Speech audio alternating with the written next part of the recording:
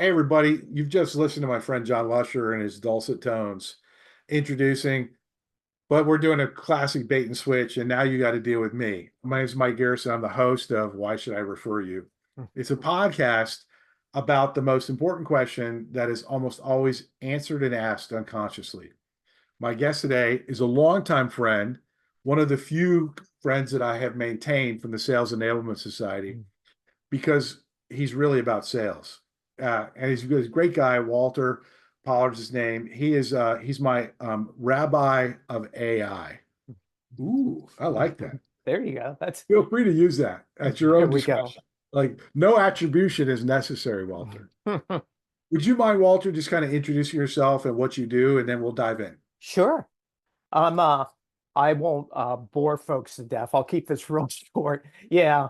I would consider myself, I've been in strategy and business sales and marketing my whole career. So my organization, Brand Fuzion, we're really I'm a strategic innovation strategist. We heavily on um, helping sales folks, companies, marketing with their GTM strategies overall for the business to really drive predictable growth.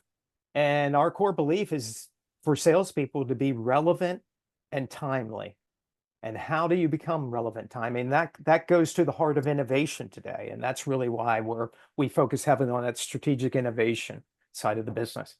Yeah, it's huge. So, like, audience, I have even now early in this podcast, I have a very diverse audience of people that are in sales and people that admit they're in sales, two different camps, right?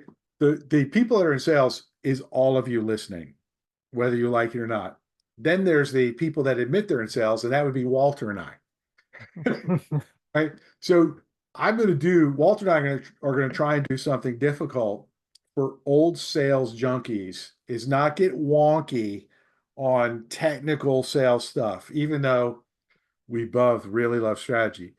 Hint, strategy and innovation drive all sales success, whether you're an individual salesperson or a multinational enterprise. Those are the two things that I know Walter agrees, that differentiate companies that hit their number and enjoy it and companies that struggle. Totally agree. It's Yeah. it's key. And the strategy and innovation, and I know as you know as well, that third component, execution on it. You can build the best strategy and find the best way to innovate if you can't execute on it. Yeah. I mean, fundamentally, that is the eternal problem with most sales strategy is the most of the money is spent on design without an understanding of the requisite investment in execution.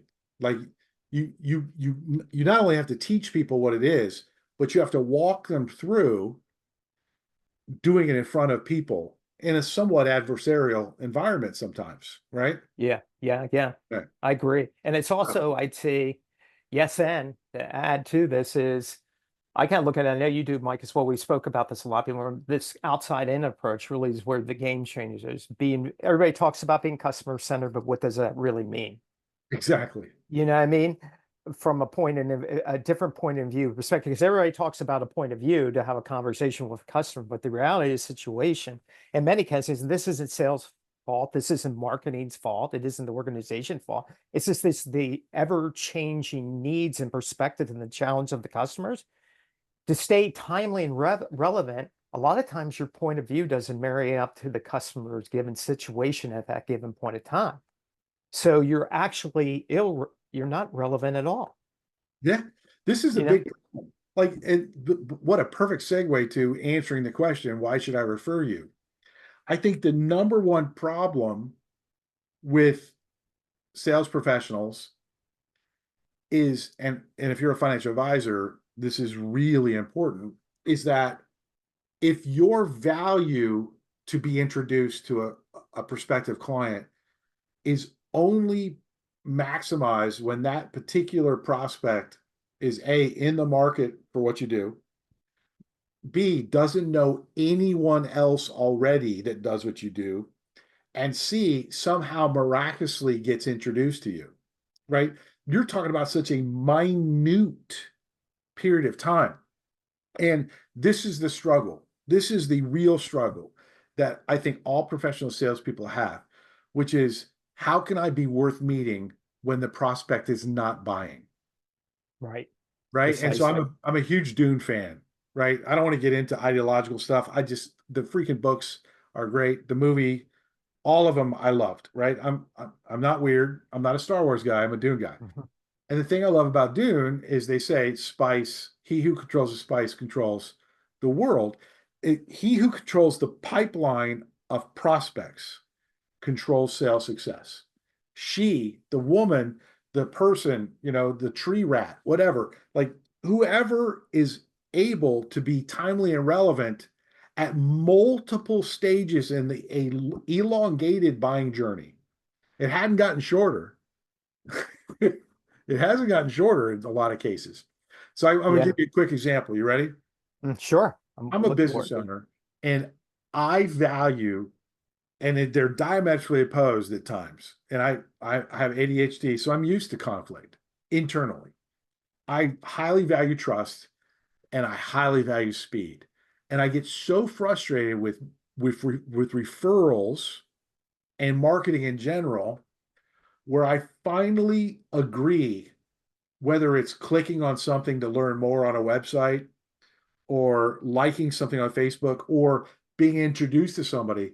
I get so frustrated when I make the decision as a business owner to invest in time in something, especially when I'm trying to be more strategic, where I'm like, I'm not ready to buy right now. Because when I'm buying right now, I know who it is, I know where I'm getting it from. If you're not already there, you're done, right? But like I click on something and all of a sudden it's like, now enter your email address. Now click on this. And now I'm like, where is so a referral company that had a tragic accident where they lost their founder is trying to transition into a new organization. I believe in this company and I tried to look up what it would cost to be in their thing. And this is a referral company, Walter, like Hmm. famous, great book. I'm Hmm. not going to mention them because they're great people. But I got thrown into this classic ClickFunnels thing where I scroll and scroll and scroll. And I'm like, because the hook was, hey, it's going to be 2000. Click here to find out what it's going to cost to be one of the early adopters. I was seriously thinking about investing in it just as a way of helping his family out. Tragic death. I have to enter into this unbelievably long ClickFunnels thing, which just absolutely screams non-referral. It's just a classic marketing funnel, blah, blah, blah, testimonials. I'm like, oh my God. Like now I'm going to see pictures. Oh, there we go. Pictures right where they're supposed to be. I got to the end, Walter, and it still wouldn't give me the price. I had to Hmm. click again to find out the price. By that time, I was like, screw you. I'm done. Like, Yeah, it's highly frustrating. Do you mind if I tell you a quick story? Uh, please, yeah, because so this just, process is important for referrals. Like this, it is, and it takes me back, Mike, as you're aware. I was in the similar business years, copy, fax machine sales. Folks is listening. This is back in the 90s, so this is before um, any mobile phones, right? Before the internet, before any GPS system. So my GPS system was my ABC map because I actually physically went into the territory every day.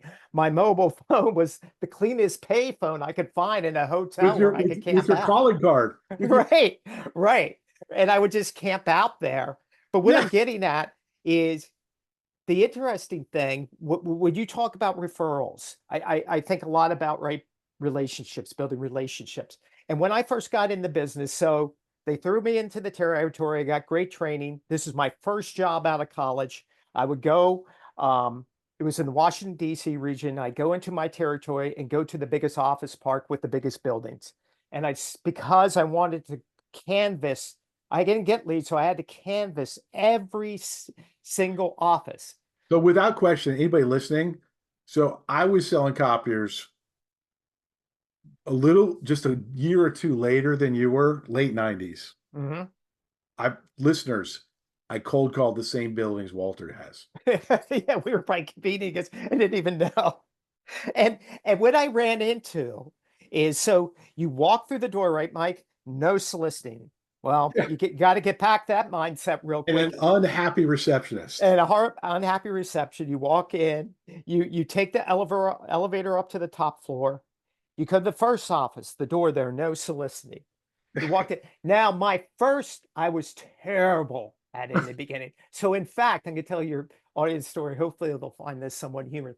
I would walk in and I would say, "Hey, is the office manager there? May I please speak to the office manager?" Oh, so forth, office manager. She may be in. Let me ask, why are you here? Do you Exactly. have an appointment? No. No, but I wanted to talk to her about blah, blah, blah, blah. We sell, and this is just weeks after my training. I was got focused, and I call this term productitis. I was just over rotated to the product and trying to sell them Mhm. on the idea of the product. And I was terrible at the beginning, and I was getting basically no one wanted to deal with me from that perspective because I wasn't focusing really on their challenges and needs. But It's when I shocking. It's shocking how similar our path was. right, but when I began to reverse course, when I really began to take a step back and think about it, I started to go in and have conversations with the receptionist. And when we were thinking about selling fax machines, instead of saying, "Is your office manager there?" and talking about my product, I knew I really became gain and understand what their challenges and needs were. And I'm saying, "Hey, could you imagine if you could instantaneously send that legal document that you need, that's highly is your business leaders are reliant, that your partners need to read tomorrow to get to tomorrow, that you could send it immediately and they could get it in 20 to 30 seconds. What do you think? What would you think of that? I would start with a story, and they'd always be intrigued. So tell, well, that would be great, but you can't do that. Well, actually, you can. So I Yes. started with a story, but based upon their challenges, and it went into many other types of challenges, of It's this course. 250-pound fax machine that costs 5 grand. Right, right. So, but what happened is they began to talk to me. We built a rapport, right? Began to build credibility and trust based upon their challenges and needs. I call it, as my good friend Dave Irwin from Polaris IO says, needs versus leads. People shouldn't be focusing on leads, they should be focusing on customers' needs. And when you reframe that whole narrative, you begin to build that relationship, you build the credibility and trust factor. And that goes to when I began to work with those companies and sell them fax machines, they may have one or two clients at first working with. But I said, "You have a lot more clients, don't you? Wonder if now you could speed up the process for you and them. You could get their information. Who would they refer me to?" Because I built the relationship. But I had to go through the process of understanding that I was going about it the exact wrong way. Yes. So it's always interesting because people are like, well, Mike, you must hate cold calling. I'm like, well, I hated doing it. I said, but I don't hate cold calling. I said, I understand why larger sales institutions still use it. And it's strictly because when you're new, you suck at getting appointments, Oh God. right? Yes, And you cannot, the way you get better in sales, which is the way you get better in business, is through having enough conversations. that's right. Right? You don't become a great leader because you took a course and then you're automatically incredible. You have to have failures in conversations. You have to build up this, because sales is an elegant pursuit because you can't hide, Right. right? Right. And so you either develop and you learn how to continuously develop, or you're out, right? Because you can't hide. It's not PR, it's not these other unaccountable things. You're directly accountable, right? You like marketing can blame bad salespeople, but bad salespeople rarely are effective blaming marketing. Right, right. And it Right? goes to that whole piece. I know this will relate to you, that the mindset piece, because I was scared to death at first. No soliciting, no soliciting. I was Oh like, I God. hate this. But after doing that for 3 or 4 months, I felt pretty darn comfortable going, even though there's a no soliciting sign. I wasn't cocky, but I knew it was coming trying to provide them value. But your mindset begins to change because if you reframe the whole narrative providing value based upon the customer's needs and not looking at them as a lead, Yeah. it So just changed the whole perspective. let's take that to referrals, right? So when and I want to look at how you give referrals, the thought process for you, right? Um, just because not everyone on the podcast has had the length of time and exposure within the sales and marketing world that you do, right? I want to take to that leads and needs and ask you if you have some kind of like a conscious process when you're evaluating new referral relationships, potential referral relationships, where you're able to ascertain their mindset about it. Is that something that you consciously do, or is it more of a feeling where you're trying to, like for me, there are specific things that I do that I ask questions about that allow me to qualify whether that person is somebody that I'm going to invest more time in to give referrals because I have very specific criteria. Like you're either a commodity, right? So I will refer to you when it's convenient and required, Mm-hmm. or you are a value driving relationship essential for me. And I'm going to use you as someone that I'm going to talk about while I grow my business. Right. Yeah. So question, I think about it from building the relationship. So I don't always come in from the perspective unless, there's someone that I may have not known beforehand that is highly regarded in a specific market. And I've heard from other people they're very good at what they do and they provide a lot of value to their clients. Then sure, I would refer them. But for me, it just takes a little bit of time getting to know the top people, building the relationship. When we get into that, building that real credibility and trust factor, and myself in, I think I do it in my mind. It just comes subconscious, checking the boxes. What impact can they provide the customer? And are they truly value driven? And I have a certain belief what value driven means. So, and that's really important to me. But once they check those boxes, I have no problem at all. And I love providing referrals. It makes me actually feel good. If I can help someone else, hey, you should really talk to this person, this company, because I think they could need your help based upon what you provide. I'm helping the potential customer and helping Yeah, two, right, individuals. And all I'm trying to do is connect dots to provide value at the end of the day. it's huge. Yeah. So I'm going to give away for the listeners and for you one of my questions, and it's a really interesting question. I have found the most credible way with the highest degree of accuracy for me to find out if they're values driven or not in the sales process is I say, talk to me about your favorite clients, Interesting. right? Because like number one, they all of a sudden they got to be present and accounted for in the conversation. And 50% of the time they're like, well, what do you mean? And I'm like, in my mind, I'm like, minus 10. Like, Right. if you ever play any kind of video games, like the little red, oh, wounded, minus 10, Right. minus 10, you're bleeding, right?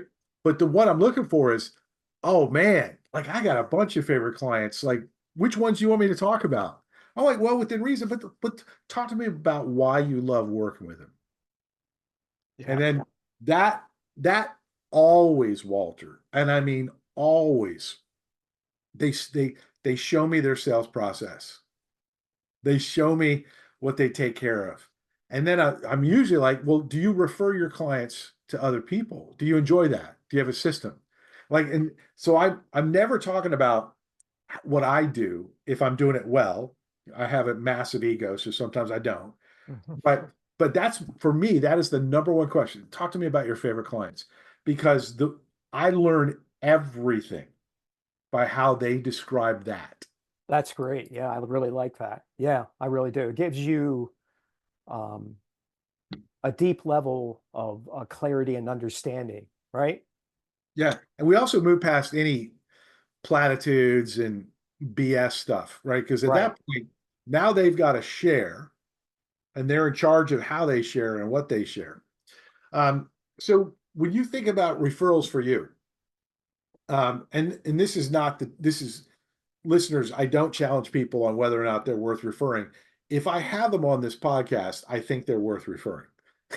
But like, let's talk a little bit about AI and referrals, just because you and I've had some really, for me, exhilarating conversations about, and we are not going to get wonky about some of the cool stuff you're doing, but I'm telling you, Walter's got this process that if you own a small business, you need to at least investigate a little bit.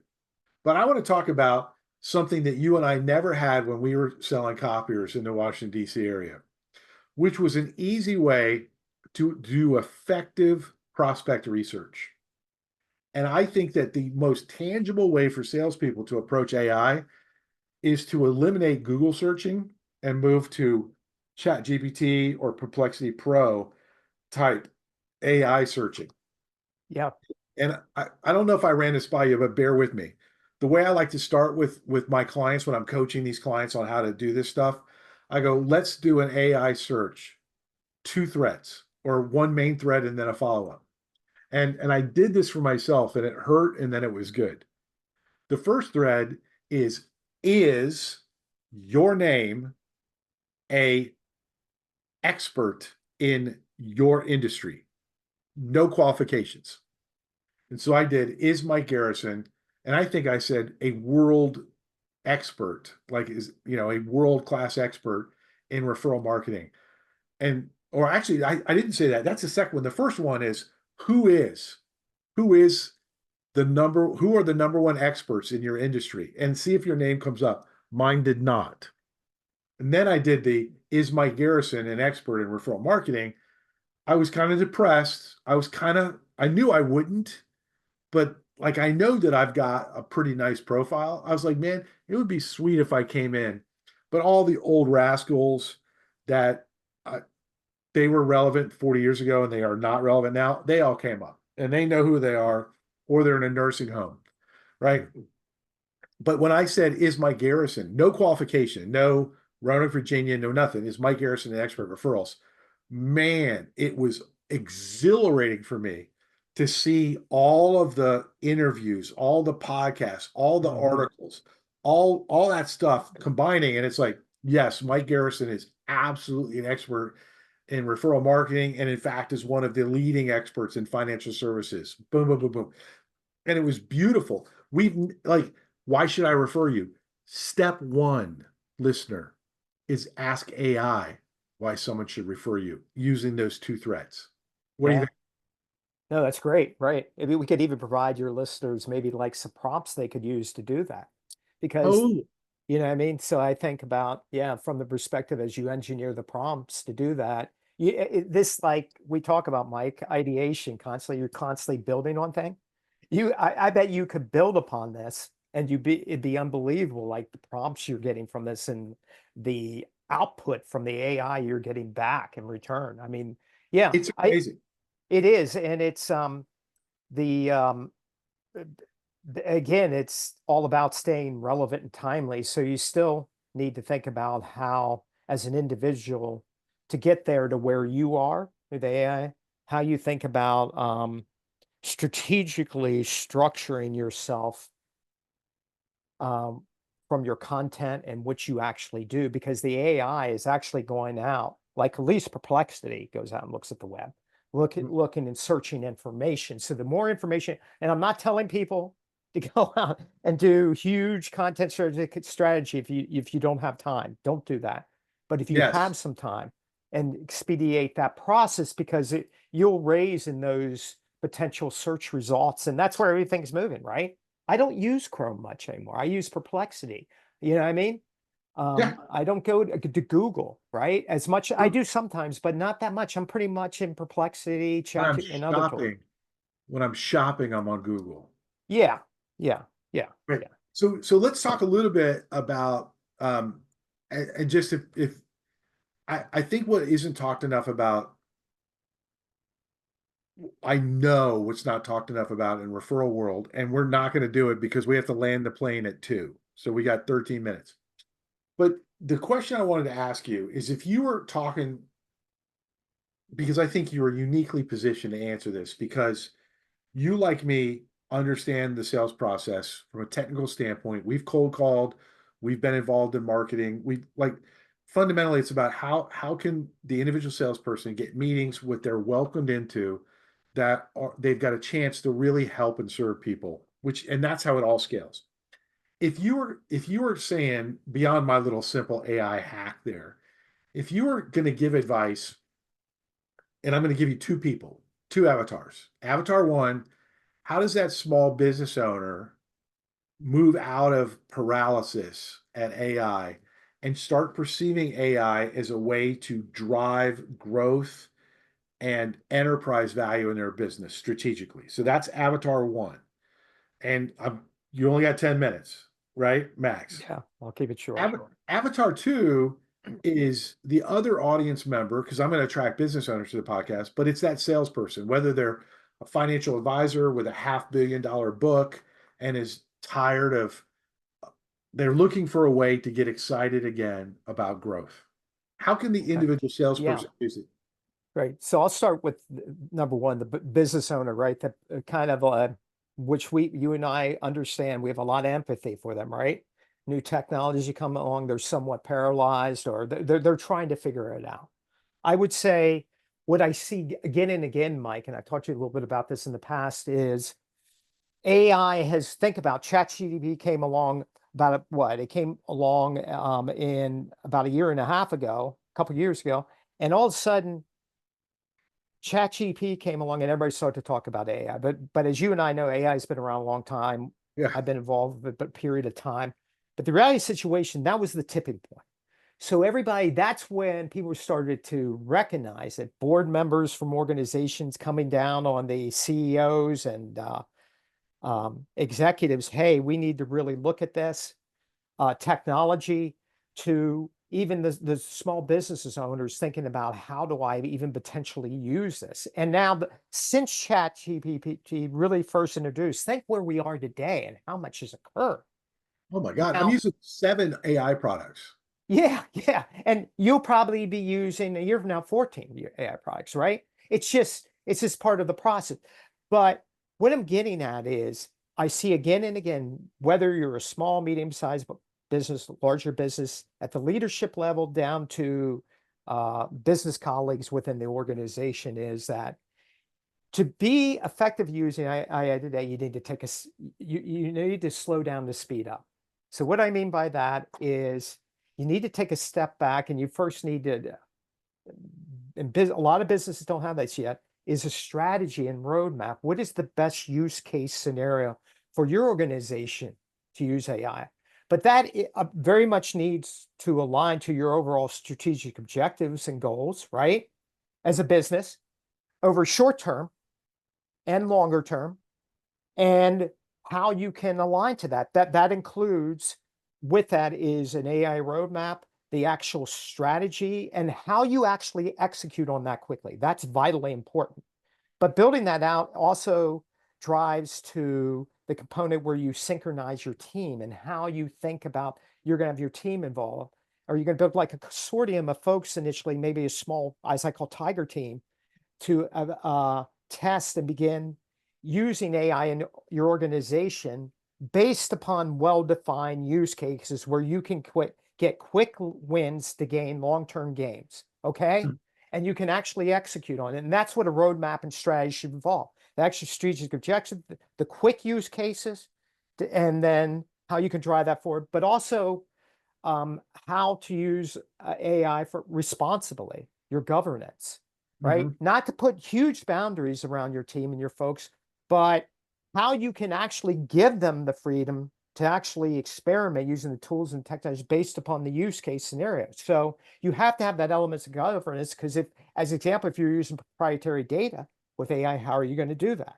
If you have certain levels, of course, with IP, How's that going to be involved? I could go on and on. And you need to have that governance and policies in place, actually, how you're going to do that.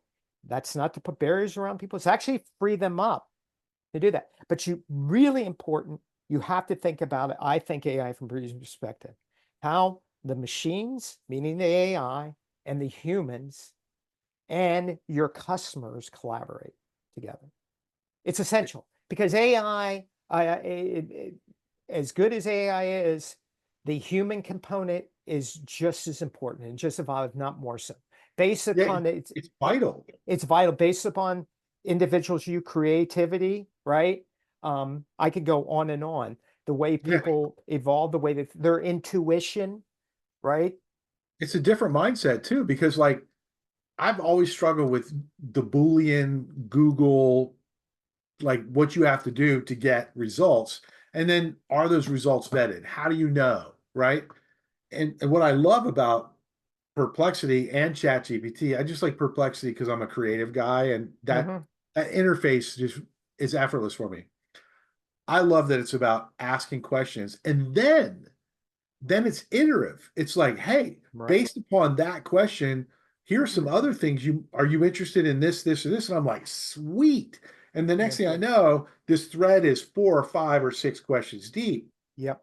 And if I don't get the results, I ask a different question or I qualify it. Like I encourage everyone, I do this every time I have a meeting. Every like sales preparation for a meeting is the heart of sales. And I get on Perplexity, and Perplexity also uses a Chat GPT thing. So I'm using multiple interfaces. And I go, tell me about Walter Pollard. And I literally just put their name in and see what pops up. Yeah. So this is interesting. This goes to the piece you're talking about, your second question from the sales side, how sales. So again, just to reframe the first piece again, you need to have a strategic direction and a roadmap how to effectively use AI, not only the strategy, but how you're actually going to execute on it, on where you can get quick wins based upon really well-defined use cases over the short term, but then also your longer term projections and use cases, how you begin integrating those as well. The companies that do, and most companies do not have this. Correct. It's not their fault. They just, AI is new. But once you have that, provides you the clarity and the roadmap and the strategic direction with the leadership group and the team that's working, that's actually exploring and using AI on a daily basis based upon specific use cases. Now, the second piece could be from a perspective of sales. I see the real value with AI as example, how sales could, everybody talks about generative AI. Well, from a messaging perspective, yeah, you could use it from a messaging perspective, but of course you're going to want to adopt whatever AI spits out because it hallucinates, and Correct. rewrite it, but it gives you clear ideas, but more importantly, customer insights. So you said, speaking about Walter, I want to learn about Walter. Tell me more about Walter. This goes to, we just spoke about needs versus leads. If you really focus on customers' needs and gain insights, what's happening in the customer's world more so on a weekly, daily basis, it's invaluable to use AI because you're gaining new insights. And based upon those insights, you can have potential to create value-driven opportunities to go in and have very value-driven conversations with the customer, be highly timely and relevant. In fact, being timely relevant, you have the potential to get in before your competition if you do it the right way. And Gartner and others talk about, that number changes, whether it's 70%, 80%, 60% of the customer now goes through the buying process before they speak to them. Yes, that's true, whatever that number is, but you can get in much earlier. By Why referral. not? And if you do this, you can get in early to have conversation. Yeah. And And especially by referral. right. And precisely. Right. And then, you can drive, um, in business, in enterprise, they talk about white space analysis. That's more based upon the core gaps businesses have where you could upsell them to your existing evolving capabilities and solutions. But I think you should look at a little bit different. We create something called clear space. Clear space is where you can drive find a multitude of opportunities to outcomes where you could drive impact and value for a client based Yeah. upon the multiple capabilities. But it's not about the product. It's about the challenge and need, and then align that to the opportunity to create those, we call them, again, these opportunity type reports where you could go in and have very customer driven conversations, being It's highly, amazing. highly intelligent. So it's a whole workflow you can actually create from a sales perspective, and it can be really valuable. At either organizational or individual level. So I'm going to land the plane a little bit. You ready? Mhm. So if you're still listening or you're reading the transcript, I want you to go back and replay what Walter just said. Because the truth of what AI research can do when you, as an individual salesperson, are directly trying to prospect a client, which is a game changer, right? It's even more powerful in taking your best referral sources and making them excited and confident about introducing you to their best clients when they're not buying. Because that's the big problem. 90% of referrals are lost because you're not there when the conversation happens. And so when you this is AI for me, and it's evolving. If you're listening audience, stuff's coming. I'm going to have a community out there. Walter will be involved. He doesn't know it yet, but like we're going to be doing this because everything that makes AI spectacular when you directly prospect clients makes it even more powerful to empower and make your referral sources the ones that will leverage your network for you when you're not present. It gives them the equipment because that's the secret. Like I am finding it easier and easier. Like, so for example, we got 3 more minutes. You ready? Probably five. I do that search on tell me about Walter, and I go into it and I get almost no answers back. Right? I'm getting very low information from AI. That tells me if I'm value oriented and referral oriented, no matter what I'm selling. That tells me that this is a client that is automatically being disrupted. They may not be aware of it, but they're being disrupted by AI. They're falling behind. And I'm going to go into this process, especially if I'm referred in, looking to operate as a fiduciary and say, hey, look, like I, I was preparing for our meeting because Walter introduced us, and I always try and make it look better. I noticed that when I searched for you guys, when I used AI, I didn't get a lot of responses. What's your guys' AI strategy? I would literally do that before I sold my referral consulting, right? Because number one, they're like, well, do you do AI? I'm like, no. I mean, I have a couple friends that do, right? But like fundamentally, like I'm here. Hopefully, you'll want to buy what I do at some point. But I'm here number one because you're a valuable relationship to my friend Walter, and I wanted to make sure that I understood what's most important for you, what's most critical right now. And that's exciting for me because it's really hard sometimes to pull all that information out in a timely basis from a referral source, right? Sometimes that can take 4 or 5 conversations and meetings as opposed to being able to use AI and really gather a lot of foundational information in a way we never could before. And now we can leverage it with referral sources. I love that. Yeah, that's great. It really is. It Yeah, is. it's It is. exciting. It's, and it again, it's as we talked about it, when we talk about AI, we're talking about from the perspective of the human component, because the more you master the skills and the training effectively how you use it, the output's only going to be as good as what you put into it, your input, Yeah, right? And the more you learn to do better your input, the best use case, how to effectively utilize it, from a productivity perspective, from a scalability perspective, a growth perspective, it opens the doors to many new possibilities. period. Like you and I talked about this before we started the podcast, but like you don't want to be the carriage maker when the Model T is starting to get market share, right? Yeah. Like, and it's different. So, Walter, we're going to end it right here because we'll probably have you back. But before we do, would you mind sharing with the people the couple of different ways?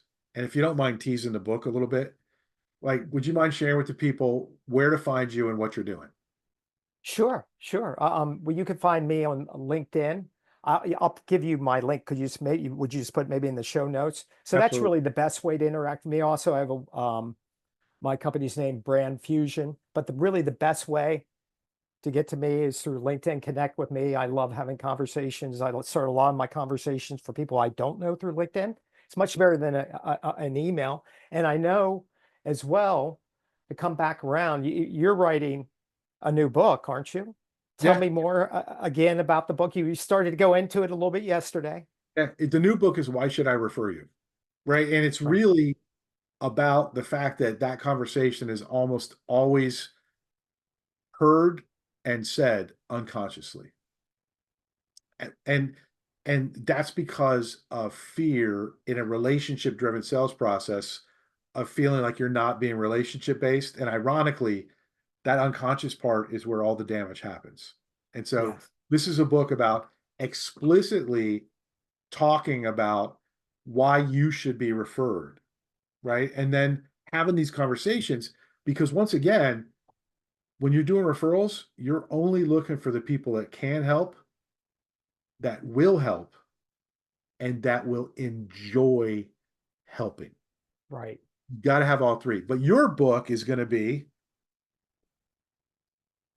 Right now, and I'm very comfortable with this white space yeah, because I'm still in the process of creating it, but because I'm going to make you write it. yeah, Yeah, it's important, right? Like we need more people publishing stuff, right? We need more because books they're like grease, right? They help reduce friction for buyers. They make they it's so critically important. All right, they are. last thing, what copier brand did you rep for? Okay. Um, I sold Canon and Sharp. Right, so that's good because as we know, Lanier is the devil. Right. I remember that. I would have been disappointed if you said Lanier. If you're an old copier salesperson, you're laughing your ass off right now. I sold Konica and Panasonic for an independent dealership, right? Yeah. And, And I apologize for all the Panasonic sales. right. And I would suggest, and tell me if you agree with me or not, if you really want to become, if you're new to sales and you really want to become great at sales, I don't know how they do it today in the copier sales world, but the best way to do it, to learn sales, is to sell copiers and fax machines because you're out there every single day knocking on doors, and your skills you develop and what you learn so quickly going through that process. Yeah, It's it's unbelievable. spectacular. Yeah, It is. I can always tell. I can always tell when someone's got a background in commercial B2B sales versus not. It is, and I will say, referral wise, without exception, successful commercial salespeople are the safest drivers in the relationship game, Yes. period. Because they understand that it's a multi-part process and everything's got to be done on the customer's benefit. Like they get it. The people that worry me are the ones that say they're not in sales because A, they're lying, and B, they're lying. Like what is least attractive to a prospect than saying, well, I'm not trying to sell you. There you go. I think we should have a follow-up conversation about uh, sales in the future and the disconnect with sales and building relationships based I, upon digital. I think that that should be your podcast. All right. Maybe we Anyway, should. Walter, thanks so much for doing this. It's been amazing. Thanks, Mike. I had a great time. Two old copy sales guys connecting. Absolutely.